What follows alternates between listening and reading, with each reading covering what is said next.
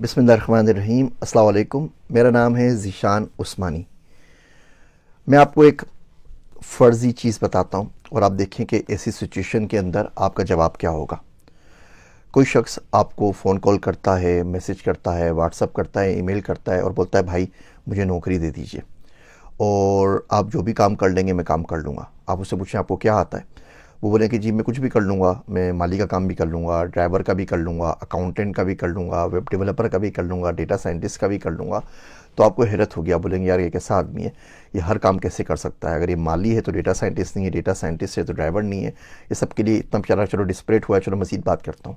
आप बोलेंगे ठीक है, आप आ जाएँ हमारे पास और हम आपका इंटरव्यू कर लेते हैं। तो बोले जी इंटरव्यू तो मैं आ नहीं सकता। बोले क्यों नहीं आ सकते? तो वो कहे कि जी मैं तो पाकिस्तान में नहीं रहता, मैं तो बर्मा में रहता हूँ, और मैं तो म्यांमार में रहता हूँ, मैं तो बांग्लादेश में रहता हूँ, मैं तो कोंगो में रहता हूँ, और मैं दारफोर में रहता हूँ, और मैं कीनिया में रहता हूँ, या किसी भी दुनिया के किसी कोने में रहता हूँ, चेक रिपब्लिक में रहता हूँ। तो अगर आपको मुझे रखना है तो आपको मेरा वीज़ा फ़ाइल करना पड़ेगा, और वीज़ा की जो प्रोसेसिंग है उसके पैसे भी आपको देने पड़ेंगे, और जो मेरा टिकट है वो टिकट भी आप मेरा भरें। और आपको एक बात मैं थोड़ी सी और बताऊं कि मुझे ना उर्दू तो आती नहीं है, तो अंग्रेज़ी भी थोड़ी बहुत आती है, दो चार जुमले आते हैं, तो आपको इशारों में कुछ मुझे बात समझानी पड़ेगी। और एक बात मैं आपको और बताऊं कि मैं डायबिटीज़ का पेशेंट हूं, और तो मैं ज़्यादा देर काम नहीं कर सकता, और गर्मी तो मुझसे बिल्कुल बर्दाश्त नहीं है, तो धूप में मुझे काम करने का नहीं बोलिएगा। और मेरे पेट में भी दर्द है, और मुझे ना चक्कर भी बहुत ज़्यादा आते हैं, और हाई बीपी भी मुझे रहता है, ब्लड प्रेशर भी रहता है, और एसिडिटी का भी प्रॉब्लम है, और 45 की मेरी एज हो गई है। और आपको बताऊं मैं कि मेरे ना 4 बच्चे, और वो स्कूल नहीं जा रहे हैं क्योंकि हमारे पास पैसे ही नहीं है। और मेरी एक बड़ी बहन भी है, उसकी शादी हुई थी, उसकी डाइवोर्स हो गई है, उसके 2 बच्चे के साथ घर बैठी हुई है, उसका भी मुझे कुछ करना है।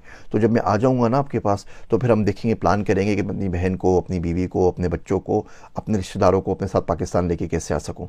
और ज़ाहिर बात है मैं वहाँ पर आऊँगा तो मेरे पास घर भर तो कुछ ना कुछ तो होना चाहिए ना मेरे पास।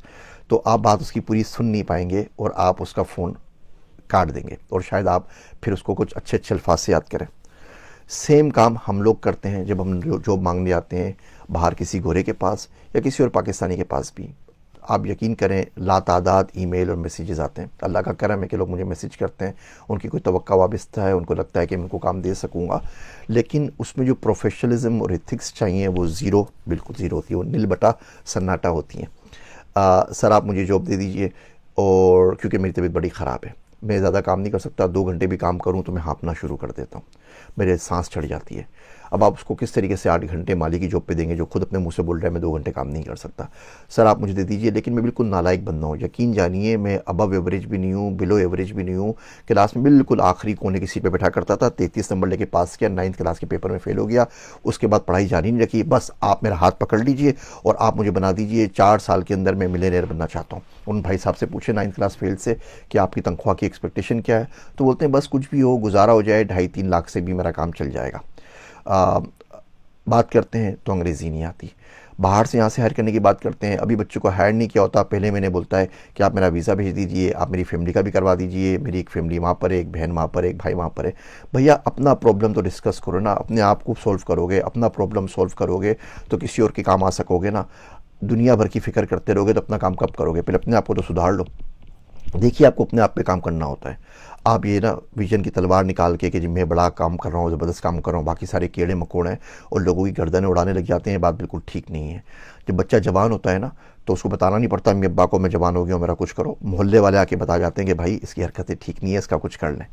जब आप इस काबिल हो जाएंगे ना कि आपको कोई काम आता होगा, यकीन जानिए कोई ना कोई बंदा बाहर से आके आपको उठा के ले जाएगा, कोई ना कोई बंदा आपको खुद ही जॉब के ऊपर बुला लेगा आपका नाम सुनने के बाद। लेकिन इस तरीके से जो हमने किया हुआ है ना अपने साथ, अपनी ज़िंदगी के साथ, इस तरीके से काम नहीं चलता। आप किसी शख्स के पास काम के लिए जा रहे हैं, काम का मतलब है आपने फ़िज़िकल काम करना है उसके पास, या मेंटली काम करना है, और जो काम करने का इंस्ट्रूमेंट आपके पास है फ़िज़िक, वो आप कह रहे हैं वो तबाह बर्बाद है। मेंटल कैपेसिटी वो कहते हैं आप मेरे में नहीं है, मैं नालायक तरीन आदमी हूँ, वो आपको जॉब क्यों देगा? आप अपने आप से पूछें कि आप जैसा बंदा, जो भी मैंने शुरू में आपको सिनेरियो सुनाया, आपके पास आए तो क्या आप उसको जॉब देंगे? अगर आपका जवाब नहीं में तो यकीन जानिए आपको भी जॉब नहीं मिलेगी।